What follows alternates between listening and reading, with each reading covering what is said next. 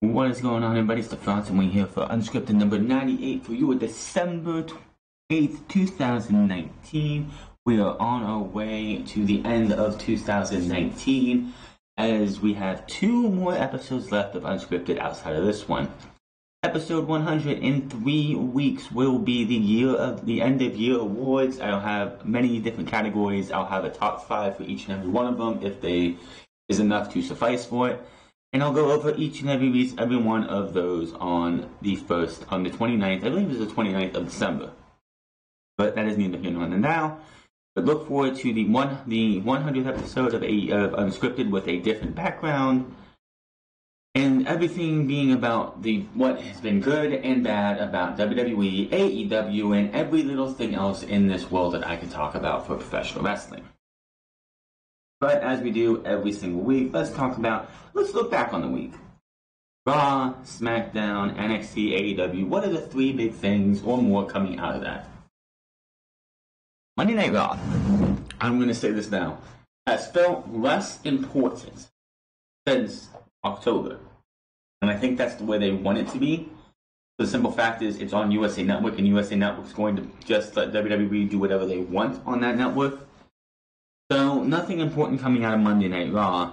But Lana and Lashley. They have a restraining order when they come into Nashville this week. And Rusev's having a match with, I believe it was No Way Jose or whoever it was. Doesn't matter. Rusev comes out and attacks Lashley while these two, because they had 2 security guys with them. He comes out and just beats the piss out of Lashley, and these 2 bums who Lana is screaming at them to do something, do nothing. Why is Lana being screaming at these guys to do something and they're doing nothing? After the beatdown and after everything, Lashley comes out and says, "What are you guys doing? You had one job." And one of these guys sits and says, "I am a big WWE fan, and I know you have a restraining order, but we do things different around here." What the fuck does that even mean?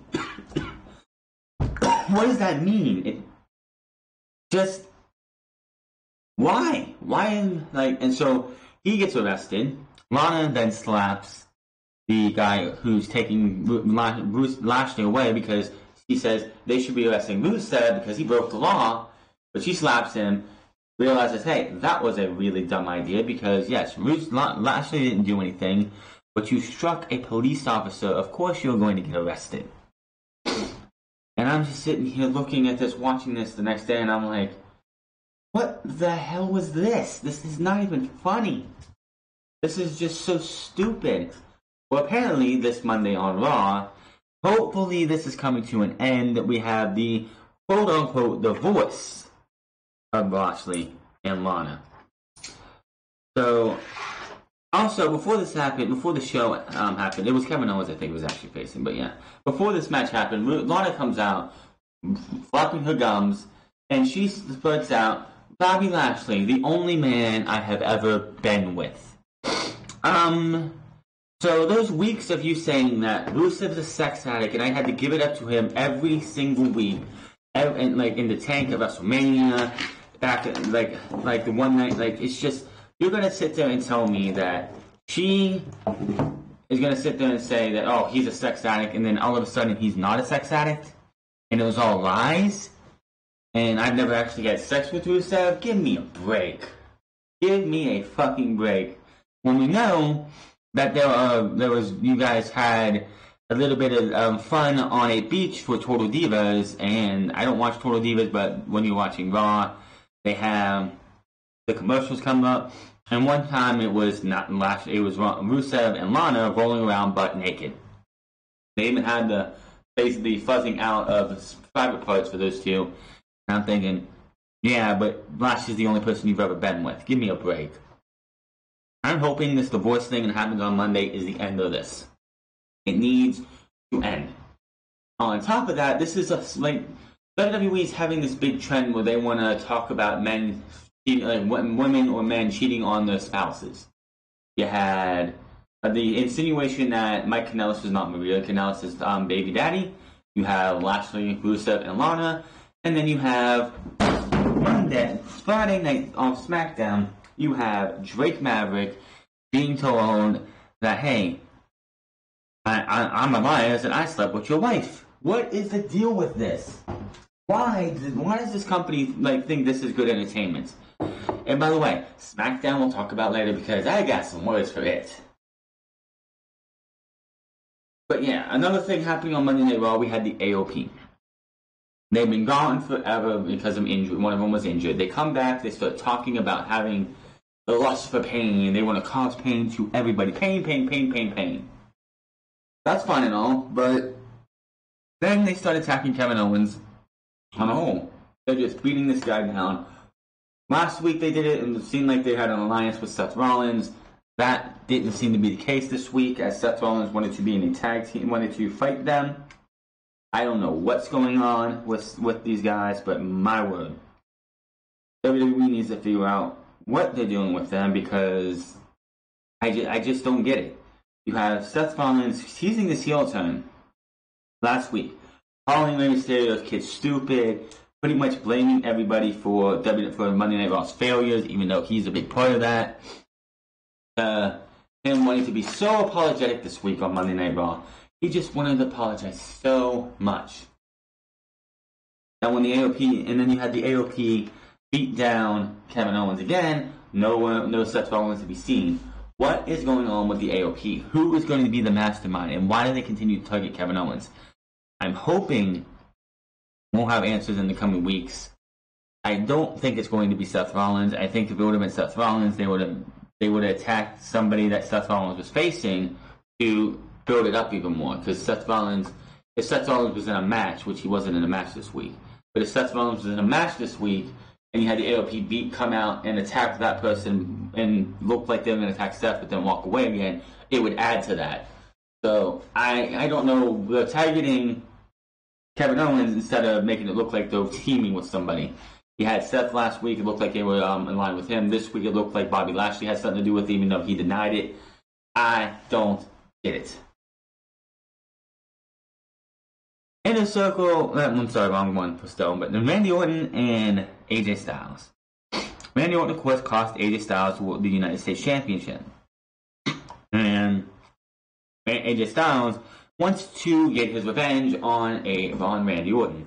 I fully expect this to go into TLC. We'll talk about why TLC didn't get any matches until Friday. So, AJ comes out while Randy Orton and Drew McIntyre are having their little talk, which if Randy Orton and Drew McIntyre both put the 100% effort into it, I could honestly see that being a fantastic feud. It'd be a great way, especially and the only way I would get behind this feud between Randy Orton and Drew McIntyre is if it saw Drew McIntyre go from three-man bland every other month to number one contender for the WWE Championship going into WrestleMania and being the guy to dethrone Brock Lesnar. With Roman Reigns being on SmackDown, it looks like he's going to be going towards the Universal Championship again in a couple months. I don't know who they have to dethrone Brock Lesnar, and I don't want to see Cain Velasquez versus Brock Lesnar. I didn't watch Crown Jewel, but I watched the next night, and guess what? The next night, we had to watch the match again. They had the whole entire 2-minute match again. So I really don't want to see Cain Velasquez versus Brock Lesnar 2 for the WWE Championship at WrestleMania. Give me a break. Spare me. Give me somebody who's actually worth our fucking time. I want to see Drew McIntyre get that opportunity. Brock Lesnar being champion is not going to help elevate that title. It's not going to help it's not going to help elevate somebody. Look what happened with Seth Rollins. He slayed the beast twice, and he became the most hated character in WWE. And it's just like Brock Lesnar. I don't know if WWE thinks that everything Brock touches or everyone Brock faces off turns to gold and makes him a big star, because it's not true. Brock Lesnar has not elevated anybody whatsoever. So I don't know what they're going to do, but I would love to see Drew McIntyre get that. But anyway, back to what happened on Monday Night Raw with Drew McIntyre called Randy out because he has a problem with Randy. They look to have fights. Out came the OC. The OC beat down Randy Orton. Ricochet and Butcher Career Rey Mysterio all made the save. So we had a 6-man tag match at the end of the show, in which the OC won by pinning Ricochet and AJ Styles getting a win. And AJ and Randy Orton came out of nowhere to hit the RKO, which we'll talk about why that was the plan and what was the original plan for that match coming out of Monday Night Raw. Nothing else really happened on Raw. Raw's been...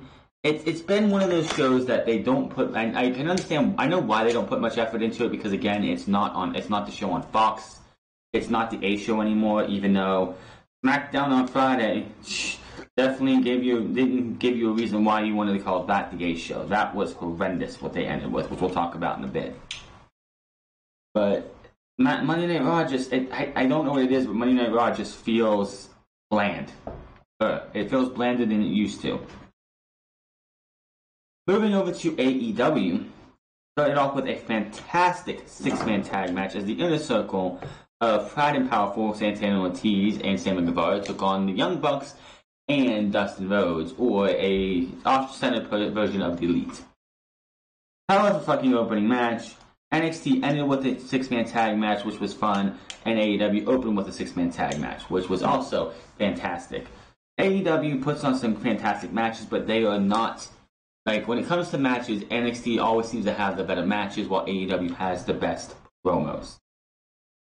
AEW, the Inner Circle, of course, the reason I bring this up is because next week, Dustin vs. Jake Hager is not happening, but Pride and Powerful, which AEW and WWE need to start doing this. Twice or 3 times during the show, AEW puts a tweet out. You had MJ, and I know the 2, I think there was a 3rd one, I can't think of it off the top of my head. The Inner Circle, Pride and Powerful, Santana Ortiz, they're throwing a fit backstage. They're pissed off. They lay down the challenge for a Texas street fight next week. That should have been shown on the show.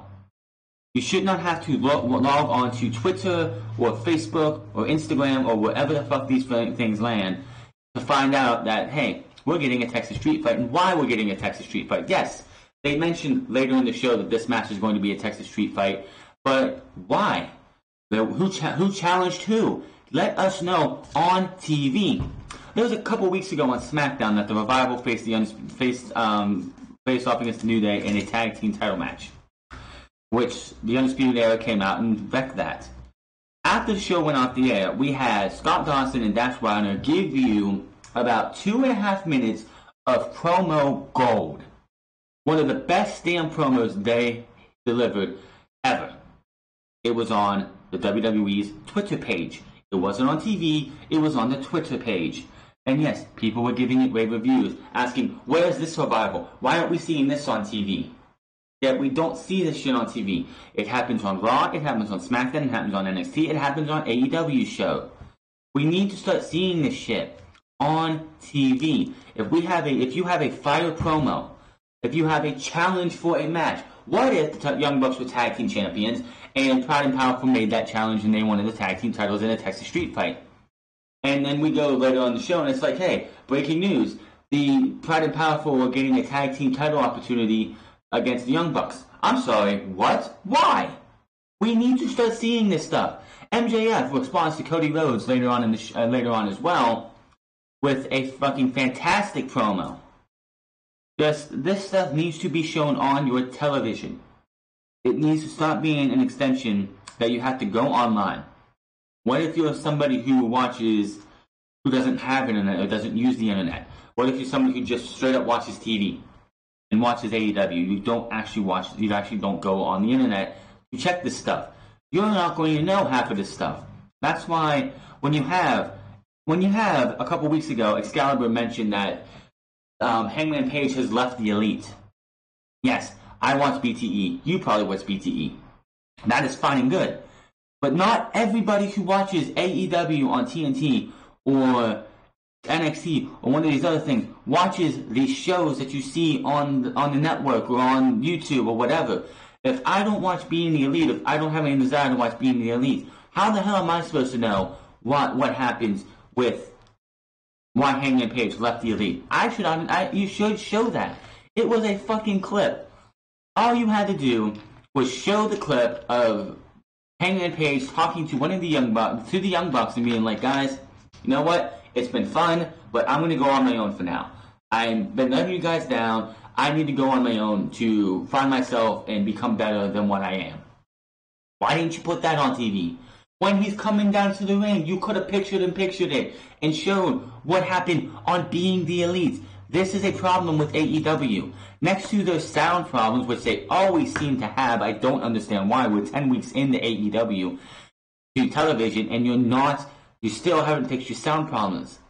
This needs to be addressed. If it happens on BTE and it correlates to something that happens on television, it needs to be shown.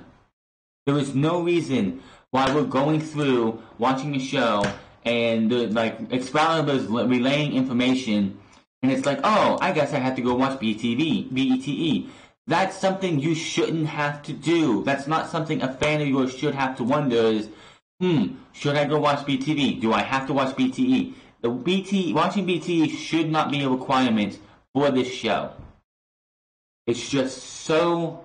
We're 10 weeks in and they still haven't figured this shit out. Figured this out. If it's something that you're gonna have Excalibur reference on television, you need to have it shown. I am sick and tired of seeing this shit. Where it's like, oh look, BTE. Oh, Excalibur's talking about BTE. What happened on BTE? Well, instead of showing a clip, which it's your fucking content, you can show it. Give me a fucking break. It's not like it's not done by the Elite. It's not done by Matt and Nick Jackson and them. To take that footage, if it's something that's going to be used, you could have your production meetings be like, hey, is there anything we need to talk about coming out of BTE this week? Okay, can we get that shown on TV? And you go from there. Yes, you're not going to show the entire episode of BTE, but when you have Hangman Page coming out there on BTE and saying, hey guys, I'm going to go out alone, I'm not want to be in the Elite right now. That clip should have been shown to let the fans know who don't watch BTE, hey, this is what's happening and this is why Page is no longer in the Elite. Come on! Now, from negative to massively positive, Cody Rhodes. We'll have a negative in here too. Cody Rhodes, the grandson of a plumber. The guy is honestly the best promo in the company. He's the best promo in the game. He's the best promo we have seen in a long time. He gets it from his dad, obviously. Guy comes out, he wants MJF. MJF put out a list that he said people he will never face, and that guy, one person's name on the list was Cody Rhodes. Cody goes out there, he takes off, he offers him a lot of shit. Offers him $50,000, over $50,000. He offers him his shoes, his timeless watch that Tony Khan gave him, the James Bond edition, I guess. He offers him his Black Ops vehicle, which is only $300 made. He just if you haven't seen this promo, you need to see it. Guy you can tell it's coming from the heart. You can tell that nothing coming out of everything coming out of Cody's mouth is not off a script. This guy is giving you gold every single week. Now, the negative to this is Cody Rhodes is the most popular guy in the company. No doubt about it. Jon Moxley is a close second, and maybe Luchasaurus is third. But Cody Rhodes, they made a huge mistake. A massive mistake they're going to regret, and they probably have regretted, to losing probably a couple fans, at least a couple hundred fans, because, hey, your most popular babyface can never challenge for the World Championship again. Who thought that was a good idea? You could have done anything else to get... You could have had Chris Jericho versus Cody again to bridge yourself between Chris Jericho and Jon Moxley, because MJF screwed him out of the championship because he threw in the towel. Cody could have gotten another match somehow, someway, at Bash at the Beach, in which, of course, Cody would have lost, but it still would have been a lot better than having this guy who cannot... It's like, where do they go from here? Fine, you have him going up against the Butcher, the Blade, and the Butcher and the Blade next week with QT Marshall. That's fine and all. But after he's done with MJF, say he gets to MJF, and of course he beats MJF. Where does Cody go from there? He has nothing left to do unless he's going to be the guy who beats MJF, and he introduces the secondary title, the mid-card title, whatever you want to call it, and he's the guy who holds that thing and makes that title relevant. I just don't see why you would have Cody, who is obviously, I can understand why, in the grand scheme of things, why he would want to do that stipulation where it's, hey, if I lose this match, I can never challenge for the title again, but I would never have done that stipulation. That was the dumbest thing they could have ever done. It just made no sense why you're going to have Cody Rhodes, the most popular guy in your company, going and just, boom, he's no longer allowed to vie for the title. Why? Just why? It makes no sense. It definitely hurt the company. It definitely hurt AEW. Is it going to be something that's going to hurt them forever? No. But I honestly feel that they probably lost they left a chunk of they lost a bit of their audience because of that.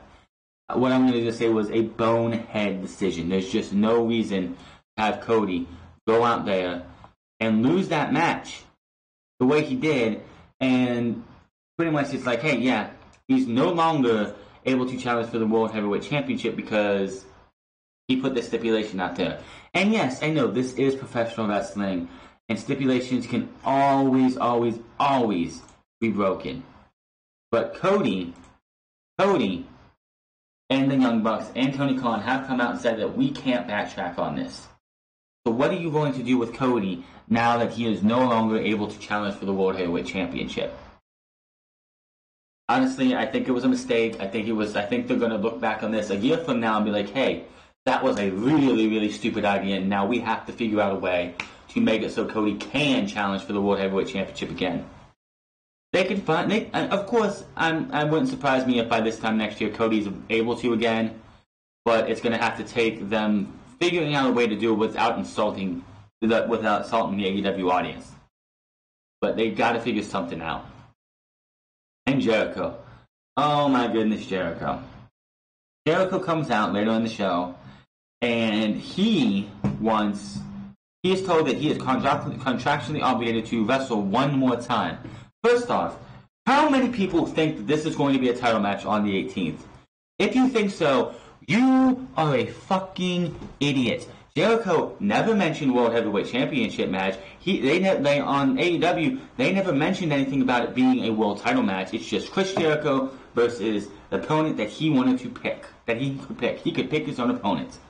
Why would he give anybody a title shot? Nobody in AEW outside of one Jon Moxley deserves a championship match right now. But the two best promos in the game today are Cody Rhodes and Chris Jericho. I'd say Cody over Chris because Cody has more promo times, but Cody and Chris Jericho are the two best that there is in the game right now. He comes out, and if you ever watched WCW back in the day when he had the list of 1,001 holds, or 10,000, whatever it was, where he listed off all these bullshit things and said armbar a million times, he brought out the Lexicon of Le Champion and did pretty much the same thing, but instead of it being wrestling moves, it was people that he wouldn't wrestle again in 2019, and the word Moxley came up multiple times. He did say Cody. After he said Darby Allin, if you paid attention, and I didn't catch this until I read it later, but he does mention Alan Jones. You're wondering, who's Alan Jones? Why would he mention Alan Jones? Well, Alan Jones is the shoot name of one AJ Styles. Of course, everyone knows that Chris Jericho, back in 2016, had a mini feud. Well, they had a mini tag team of Y2 AJ that led to a tag team breakup into a match at WrestleMania between him and AJ Styles. So if you missed out on that, then that's on you. And this led to him just kept on naming people, and then eventually out came Luchasaurus, Marco Stunt, and Jungle Boy. He did say dinosaurs and little children were not allowed on, he's not going to wrestle either one of those. And it leads up to being Jungle Boy. Chris Jericho will take on Jungle Boy on the 18th of December, which is going to be the last episode of wrestling on Wednesdays until January 1st, when AEW will be back in Jacksonville at Daly's Place, or Daly's Place, whatever it's called, for their homecoming. NXT, of course, will not be back until the week after, on the 8th, when they do their year-end awards. So NXT and AEW are taking the week off of the Christmas, which is fine. I think it's well-deserved. Both of these shows need that week off. That is just fine by me. But just some great stuff. Now, before we get to NXT, there was also another thing that irked me a little bit. During this show, we had 3 shots at WWE. You had Cody pretty much take a shot at Damian Priest for doing the Reckoning, which is not a crossroads. The crossroads is putting him down and then pulling him over, and just running, flipping them. The Reckoning, he scoops his arm over and then takes him into a rolling cutter. There is a totally difference between the Reckoning and the crossroads. But Cody says, because MJF did a pretty piss-poor version of the crossroads and probably could have injured Hangman Page if he did that wrong. He said, well, 2 people could at least they're botching it on 2 channels, 2 shows now. And I'm like, really? Damian Priest is not doing the crossroads. He's doing a totally different move. And then, of course, there's the Alan Jones shot. But the most egregious one was when you had Britt Baker recreating her spot from TakeOver War Games. If you didn't know, during the main event, because Adam Cole is dating Britt Baker and he gets hit with an air raid crash off the top of the cage due to 2 tables. You see Britt Baker hands over her mouth and nose, in shock that what just happened. So AEW thought, hey, let's make fun of this. Let's parody this. Let's take shots at WWE for the 3rd time in the fucking show. We're gonna have Nyla Rose during a commercial break, by the way, unless you, of course, were in the UK where this actually had dialogue. We're gonna have Britt Baker. We're gonna have Nyla Rose take out Shaina, and the referee, I think it was Rick Knox, put him through a table, and then Shaina, and then we're gonna show Britt Baker doing exactly what she did at TakeOver. As if it's just as devastating as what happened to her boyfriend, Tommaso Ciampa. It's not even close. It wasn't funny. It was not necessary. AEW needs to stop with the fucking pot shots to WWE. People are already criticizing AEW because they can't get WWE out of their head. They can't go a week without doing what TNA did for so many goddamn years. TNA became a parody of itself because all they wanted to do for years was every chance they got, take a shot at WWE, take a shot at WWE, take a shot at WWE. WCW did it as well. So, AEW, it's time to knock that shit off. You are acting, you need to start taking this seriously. Worry about yourself. You want to be an alternative? Honestly, you're not even being that right now. Yes, you have matches that are better. Yes, you have promos that are better, but you're doing the same fucking shit that WWE does on a weekly basis. And it's getting to the point that people are going to start going away and going to NXT, where they're not doing the same shit that Raw and SmackDown are doing, and they're not doing the same shit that AEW is doing. AEW needs to stop with the bullshit and get back to being the serious wrestling company that they said and promised they were going to be. We want to be an alternative. Fine. Just get your hands off of the WWE dick and fucking worry about your goddamn self. It's not that fucking hard. NXT, as we move on here. NXT, as well as AEW, are starting to set up for the 18th to be. Both shows are going to try and go out with a bang. NXT has 2 title matches coming on the 18th, with Adam Cole to defend his NXT Championship against either Finn Balor, Keith Lee, or Tommaso Ciampa. I don't know who's going to win that one. I think it's going to be Tommaso Ciampa or Keith Lee. Finn Balor, no, he's a heel. You're not going to have Adam Cole versus Finn Balor. It's just not happening. And then you have Rhea Ripley versus Shayna Baszler. I would not be surprised because they haven't named anything, because the tag team titles can't be defended due to Bobby Fish being injured unless they want Roderick Strong to do something with that. I can fully expect them to see Roderick Strong versus Dominic Dijakovic for the North American Championship on that night. It's the final episode of the year. I fully expect them to go out there and give you one hell of a show. And unlike the last one, where they had a mini takeover, which is October 2nd, I'm not mad about this one for the simple fact is we have until February to build towards takeover. February 16th, I believe. They have so much time and so many episodes of NXT to work through. I can fully expect to see a mini takeover in January as well. The reason I had a problem with it going into NXT TakeOver War Games is because War Games was right around the corner. We had like 5 or so weeks left. We had like 5, 6, 7 weeks before War Games. And I honestly wanted to see them build towards War Games instead of throwing out championship match after championship match after championship match, which they still, every so often, championship match after championship match. We're going to have the Cruiserweight title on the line this coming Wednesday. Which, again, probably should be held off till the 18th. You should make that your big show. And why is it Lio Rush versus Angel Garza? Because Lio Rush won in controversial fashion. That's the only reason that match happens like that. Rhea Ripley got her ass taken out by the Horsewomen as they build towards that match. Kushida made his return, which is awesome, after 2 months after he fractured his arm in what was an attempt at the hoverboard lock off the top rope with Volta, which again, I'm telling you, and you can't change my mind, the original plans for War Games was Kushida, Matt Riddle, Keith Lee, and Dominic Dijakovic versus Imperium in the War Games match. Tommaso Ciampa versus Adam Cole for the NXT Championship at NXT TakeOver War Games.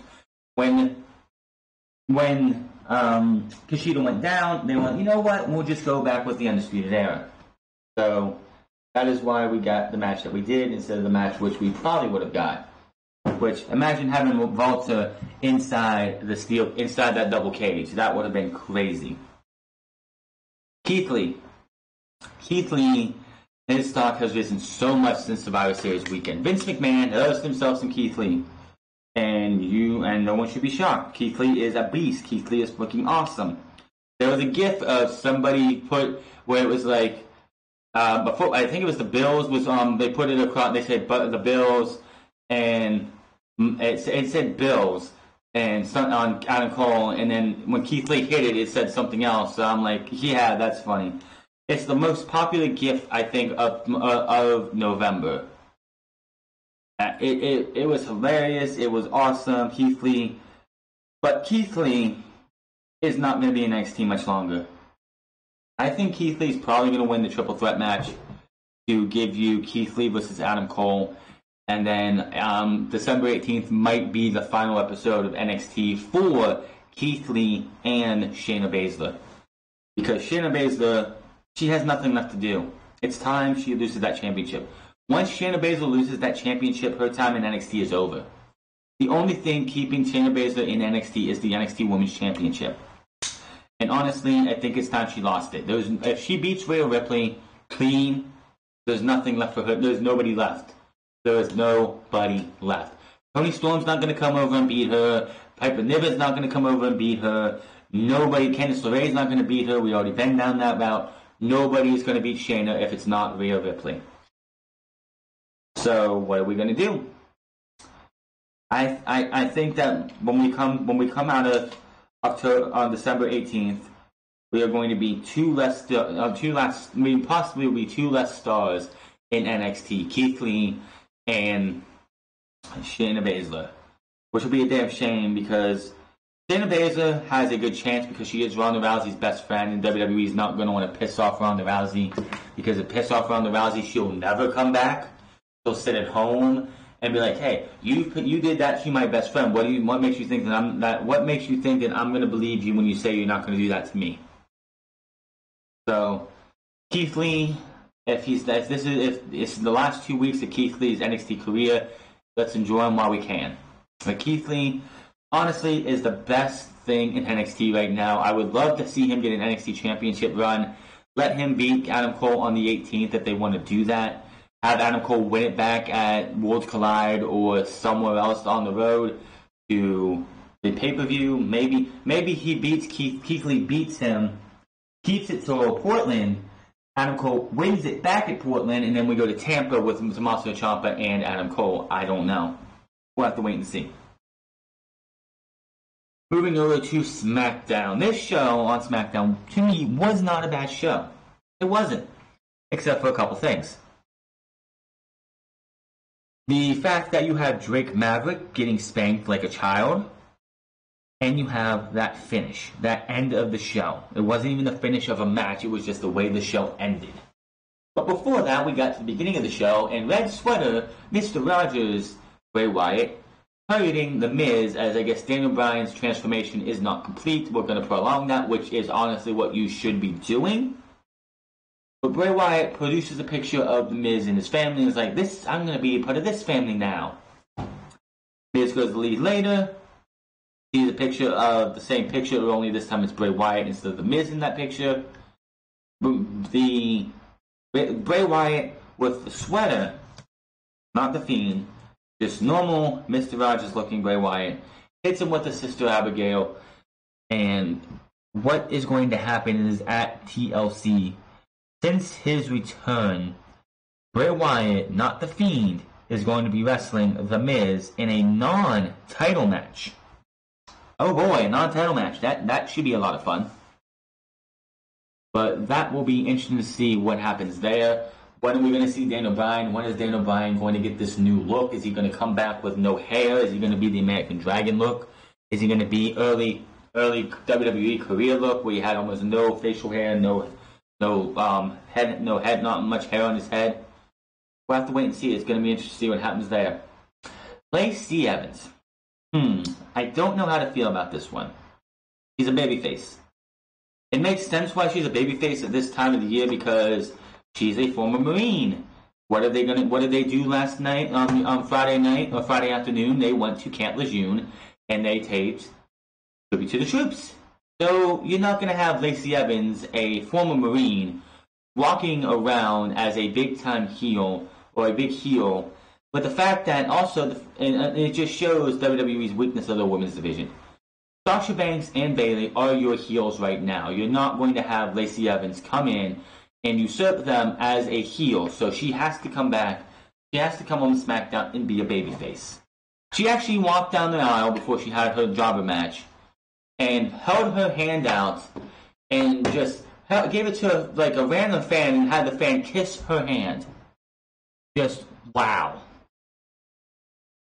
I just don't know how to take this. It's going to be interesting to see how long they keep her a babyface. But again, they have nothing else, no other babyfaces.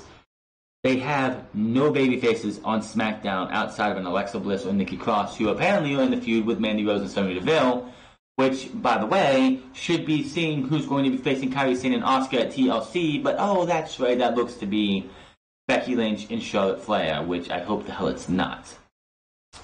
And then the end of the show. I talked about it in length, or a good bit, on Friday, on SmackDown's review yesterday. This was an embarrassment. This was absolutely one of the dumbest things I have ever seen. SmackDown Fox paid $1 billion over 5 years. 5 years. $1 billion over 5 years. That for garbage like this. From the dog mascot to wet dog food being showered over Roman Reigns. You gotta be kidding me. I hope Fox is happy with the product they got. Because that was absolute garbage. Garbage. And Brian Zane, who filled in for it on his own show, on his SmackDown review, hated that show. Gave it an F. The show was terrible. For that. The show, like, that right there would have been, like, the rest of the show could have been, you could have had the greatest SmackDown of all time on Friday, which I'm not saying it was, but you could have had the greatest SmackDown of all time, but you put that ending to the show on it. I don't care how good the rest of the show is, that brings the show down many, many, many, many, many, many rungs. From a show that probably could have been a C plus to C, a C to a C minus, is honestly a D minus to an F. Just for that fucking end. That end was absolutely atrocious. And yet, Fox paid $1 billion over 5 years for this garbage. I hope they got their money worth because fucking quite honestly, they got swindled. They got hoodwinked. This is the greatest scam in wrestling history, in television history. The fact that WWE got $1 billion for this product, and that's what you give us on Friday. That was absolutely some of the worst television I've ever seen. And the match before it happened wasn't a bad match. You had Roman Reigns and Dolph Ziggler going out there to give you as good of a TV match as they could give you for about 20 minutes, and then you end it like that. Wow. Yes, wow. I can't even with how stupid WWE is. But Vince McMahon is still, with that $1 billion coming in over the next 5 years, Vince McMahon feels like he's untouchable. He can do whatever he wants. But what is Vince McMahon going to do when Fox sees one too many of these bullshit segments, and they're like, well, Vince, you need to clean up your act and stop doing this shit, or we're canceling SmackDown, and you can go crawl back to USA Network and get half of what we gave you. The only reason Monday Night Raw got the $1 billion from USA Network and NBC Universal is because Fox gave SmackDown $1 billion, and SmackDown and NBC Universal doesn't want to be outbid by Fox, plain and simple. But SmackDown went from, it was, hey, this isn't a bad show. I mean, yes, there's negative things, of course, like I said. Drake Maverick being treated like a fucking child, to still not wrapping my head around Lacey Evans being a babyface. The Fatal 4-Way match was fine. The Alexa Bliss-Mandy Rose match was okay. It was fine. But then you have this shit ending where you just take the entire show, even if it, like I said, it could have been the best SmackDown ever. The best SmackDown. Everything fell into place just right. Everything made sense. Everyone was enjoying their time. It was getting high praises. Then you give us that fucking ending and you would have killed any goodwill you had. That was how bad that ending was. If this would have been on any of the SmackDowns in 2016, which are highly regarded as some of the best SmackDowns since it went live, and you would have given it that ending, you would have killed SmackDown before it got a chance to come to Fox. That's how bad that ending was. I never want to see that shit again. And yes, the ratings were up a little bit from the week before, preliminary, but if you're going to do shit like that, I can see why they left Baron Corbin off TV, off to SmackDown for the most part. We didn't have no bullshit segment to open the show with him because they wanted people to watch SmackDown. They didn't want people to get bored and go away, so they saved him for the end. But that's what you give us.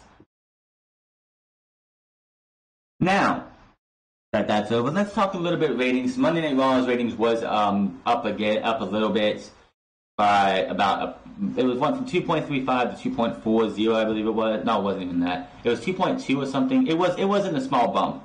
But NXT and AEW. NXT last week actually beat AEW by a lot. It was like 815 AEW. I'm sorry, 845 for NXT last week. 663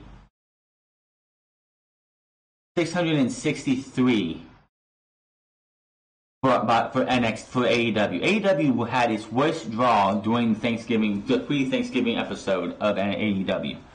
That was honestly because they went out there and didn't give you the best effort they could. They went out there and gave you a show that was something, if you missed it, you didn't miss anything. This week, however, NXT drew 810, while AEW drew 851,000. So NXT, after a 2-week streak, has finally lost again. Now the demos, AEW and NXT were neck and neck on everything. AEW won more demos, of course. They won the more coveted one. AEW won the coveted one. But NXT didn't just win the 50 plus; they won like the 50, the 18, the 59. There was one that was like a male demo, like 18 to 20 or something, 18 to 49, like for the male. But the overall 18 to 49 was 3.32, and NXT had a 0.29. So NXT. So anybody who sat there and was like, "Oh, this is the downfall for NXT and for AEW. NXT is going to be up on the rise. NXT is just moving up." It was a pre-holiday episode. NXT did not win this week. Last week, of course, was a was the day before a holiday, and then Wednesday after Survivor Series. If they didn't have a ratings bump, there would have been a problem. So we're back to status quo. Next week should be interesting because next week is just a normal episode of NXT and AEW. It's a normal week, nothing going on. The week after that is going to be interesting as well because it's the 18th and neither one of these shows are going to be a normal episode. It's going to be a mini pay-per-view versus probably a mini pay-per-view. It would not surprise me if we book Riho and SCU to defend their titles on the episode on the 18th because it is and we're going out with a bang. You have Jungle Boy versus Chris Jericho. You have Adam Cole versus Mystery versus winner of the Triple Threat next week. You have Shaina Baszler versus Rhea Ripley. Both of these shows are going to go out there and give you more than they probably should. So anybody thinking that AEW is going downhill, this week proved that last week and the week before that were aberrations. So SmackDown prelims were at 2.446, the overnight rating, according to Showbiz Daily. Hour 1 drew 2.536, while then Hour 2 dropped almost 2 million. It went down to 2.356. That was 8.1% drop. SmackDown also drew an average of 0.7 night rating in the 1849 demographic, which was second on the night behind college football, Oregon versus Utah, averaging 1.3. I'm going to be honest that SmackDown is real lucky the Big Ten or the ACC or the Pac-12 or the Big 12. The Pac-12 did, but like any of the bigger games that were going to decide the college football playoff didn't happen until Saturday. If you would have had like the Big Ten championship game for whatever reason being on Friday, that game would have outdrew and probably would have hurt SmackDown more than just the Oregon game versus Utah. This is up 5.2% from last Friday's SmackDown episode, which drew an average of 2.325 million viewers with a 0.7 rating. In the 18 to 49 demographic, the Thanksgiving holiday episode of SmackDown was the lowest rated episode of Fox thus far. Now remember, this is a preliminary number. This is, every time we've seen the preliminary number, it has started up high and it has actually dropped. Every prelim number has seemed to drop, except for, I believe, the first week of SmackDown. Which, by the way, SmackDown almost hit 4 million viewers on that first episode, and they're already down to 2.4, 2.3s. Just shows you that SmackDown, if you saw The Rock on there, you'll hit a high number. But with The Rock not being there, or Stone Cold or whatever, you're not getting that high number. Again, the SmackDown rating will probably be a little bit lower. I'm thinking about 2.42 to 2.4. I don't think it's going to stay at 2.446. It's just the overnight number that you get every single week. Only Lorcan seemed to resolve this issue with WWE and had signed a new contract. Lorcan, who had been working with WWE's NXT and 205 Live as of late but remains a member of the NXT roster, took to Twitter on Friday night to announce that he has signed a new multi-year contract.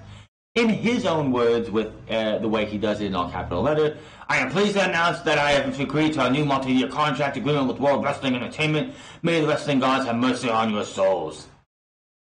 Lorcan's announcement comes after it was reported on November 16 that Lorcan has requested his release from the company, and at the end of October, Lorcan started using his indie ring name, Biff Busick, on Twitter, signed back with WWE back in 2015. So, I don't know what's going on here. I don't know why. I don't even know why Only Lorcan even wanted his release. The dude's been used multiple times. He's been used in 205 Live, on NXT, part of the Brit Am Bruisers, or Brit Am Brawlers, whatever the fuck they're calling them. And it's always Brit Am something. With Danny Burch. I figured he was doing just fine. Honestly, if I was NXT, I would have Only Lorcan and Danny Burch show up in NXT again as a tag team, because quite honestly, there are no babyface tag teams since you moved the Street Profits to the main roster. You don't have any babyface tag teams. And And unless you're going to make Keith Lee and Dijakovic a thing, which I don't think they're going to because of what we talked about earlier, I don't see Oney Lorcan. Like Danny Burch and Oney Lorcan are desperately needed for NXT's tag team division. You have the Forgotten Sons, the Undisputed Era, the Undisputed Era, and that's about it, really, that I can think of that are actually like relevant tag teams. Samoa Joe, as we move on here. This one's interesting. Samoa Joe has received many positive reviews on his work with the WWE Raw announce team, but officials see him as too valuable to keep him out of the ring. Oh, really now? You see this guy as too valuable to keep him out of the ring. Has he had a world title match? World title reign? Has he had 1, 2, 3? No. This guy hasn't had a single world championship reign since he came up to the main roster. Mostly because he's been on the same brand as Brock Lesnar, which again, he's on the same brand with Brock Lesnar. Yet, this guy's too valuable to keep out of the ring. Why? So you can put somebody else over? So if Samoa Joe was as valuable as you say he is, give this guy a title run. Have him be the guy to beat Brock Lesnar. Have this be the guy who gets the Coquina clutch in on Brock Lesnar and passes this guy out, winning the title and going on a reign of dominance. Should have won the world title, the WWE Championship from AJ Styles last year, but they didn't do that because they wanted to go with Daniel Bryan, I guess. Samoa Joe's too valuable, but Joe will continue to work on Raw commentary team with Vic Joseph and Hall of Famer Jerry Lawler until he is cleared to return to the ring from a thumb injury. Joe was originally brought on to replace Dio Madden after the attack by champion Brock Lesnar, but Madden is officially off the Red Brand announce team. I kind of figured that after being 4 or 5 weeks since he was attacked. He is returning to the ring training at the WWE Performance Center as he wants to resume his career as a NXT superstar. In an update on Joe, the Wrestling Observer newsletter reports that in response to whether or not Joe would become a permanent member of the Raw announce team because he has been so strong in the role, the reaction was that WWE considers him too valuable as an in-ring talent right now despite how strong Joe is on commentary. He is only on the announce team until his injury heals. Joe missed one recent episode because he was already booked for WWE backstage in Los Angeles the next night, but he's expected to work Raw's commentary every week until he's medically cleared. Joe, who is reportedly being evaluated by WWE doctors on December 30th before Raw in Hartford, Connecticut, has also received positive feedback for his role as an analyst on FS1's Backstage. Joe has been out of action since early September. Stay tuned for updates. Yeah, so Samoa Joe. Fantastic. I knew he would be good on commentary. Anybody with a brain could tell that he would be good at this job. If I'm WWE, keep him on commentary until the Royal Rumble. You're going to have nothing, even if he gets cleared on 30th, even if he gets cleared, what's the point of bringing him back? He should be a surprise entrance in the Royal Rumble. He should be a guy whose music plays, he gets out there, and he kicks ass, he takes names. No, he's not going to win the Rumble, but he goes out there, has a hell of a showing, and that's his first match back. He does not need to be wrestling, you have nothing for him. He's too valuable, yet you don't put any stock into him. He's too valuable, but yet you have him losing time in and time out, time in and time out. What's the point of saying this guy is too valuable in the ring if you're not going to use him right? I don't get it. Why? Why is he too valuable, but yet you don't see value enough in him to give him the world title, even though we all know, everybody who's a fan knows Samoa Joe will be one hell of a world heavyweight champion. But yet he's too valuable to keep out of the ring, but yet he's not valuable enough to be world champion. Yeah, sure. Samoa Joe on commentary, it's better than having just King and Vic Joseph. When Samoa Joe's healed, I don't know who they're going to have replace and be put on there because, quite honestly, Samoa Joe helps keep Jerry King Lawler from being just way too much.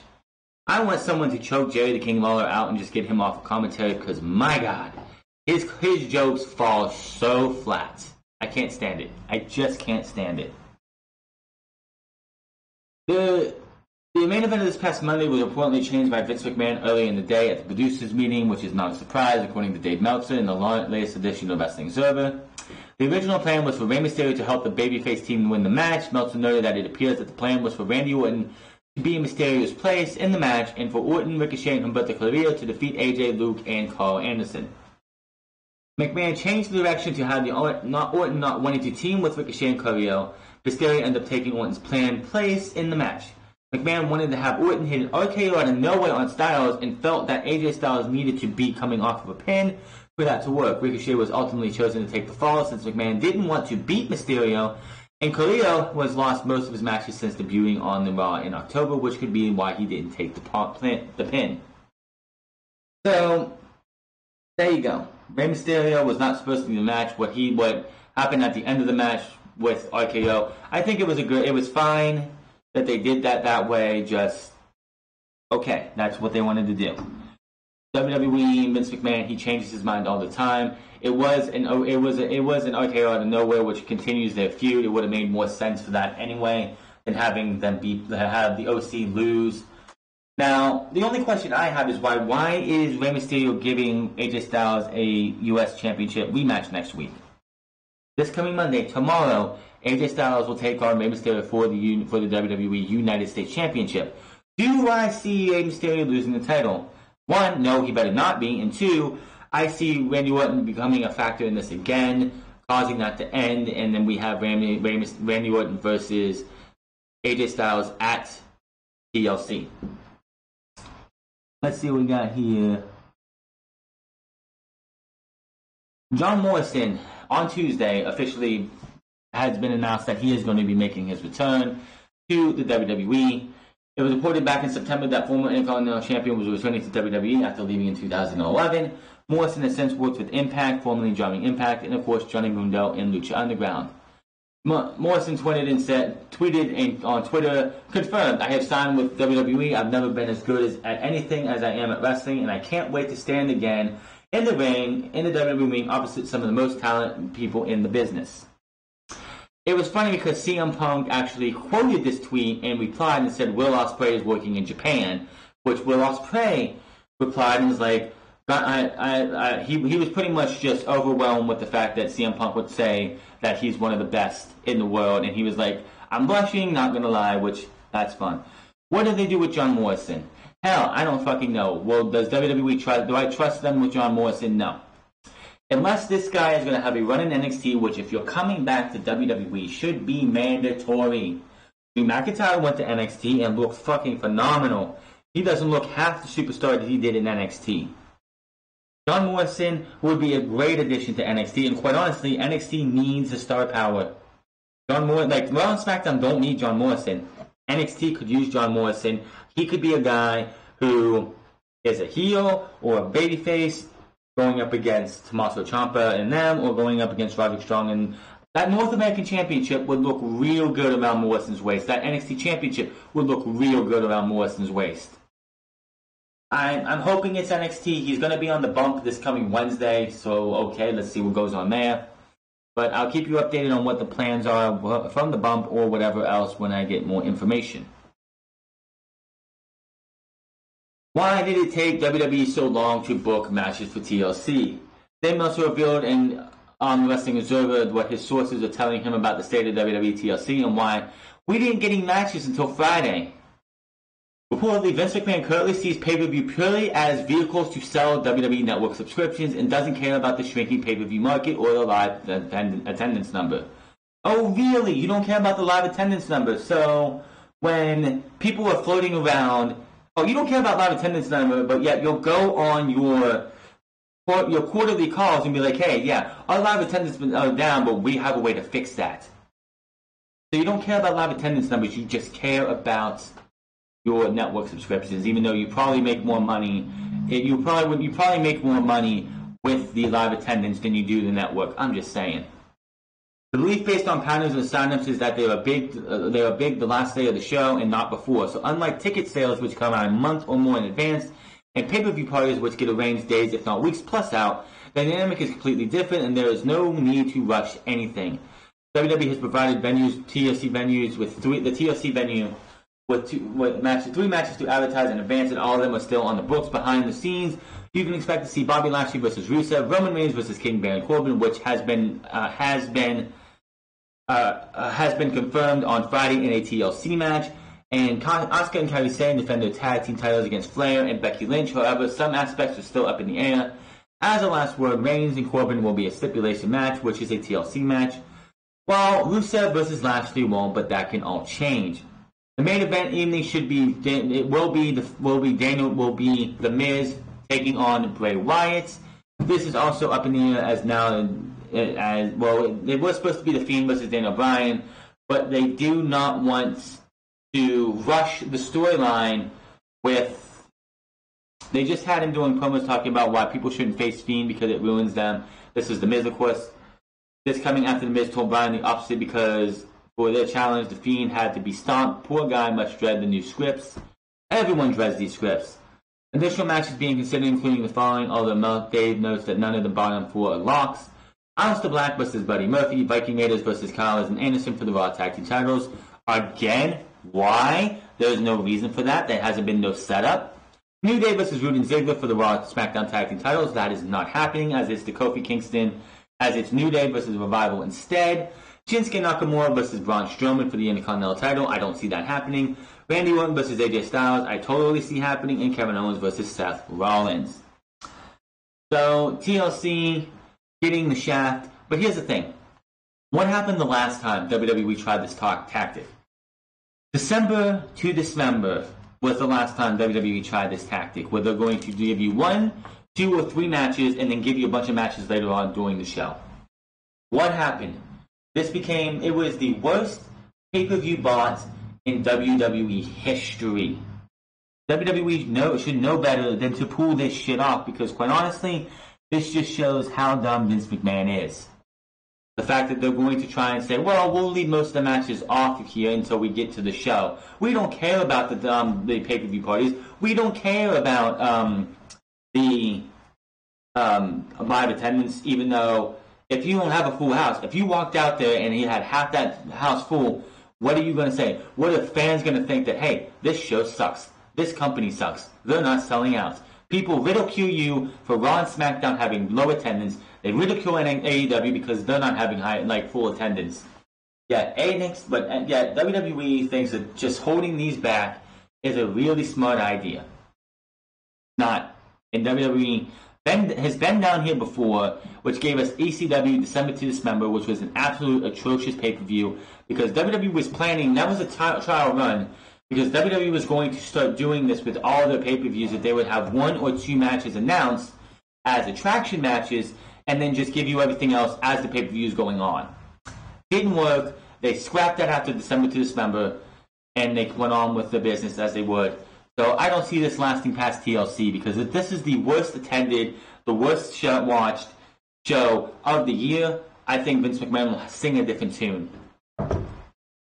Speaking of that, I'm getting out of here. You guys have a good one. Thank you for stopping by. Hit that subscribe button. Comment down below. Like or dislike this video. Find me on Twitter as The France Club. Find me on twitch.tv/The France Club. Go check out The France Plays where I played through the first 3 campaigns of Destiny 2, as well as I'm starting some Watch Dogs 2. I don't know if I'll have a video up before or after this goes up for another episode, but go check all that out. Leave a comment. Go subscribe to that. I want to get that channel to grow. But until then, I'll see you guys Tuesday for Monday Night Raw. Until then, my name is The France, and I'll see you guys later.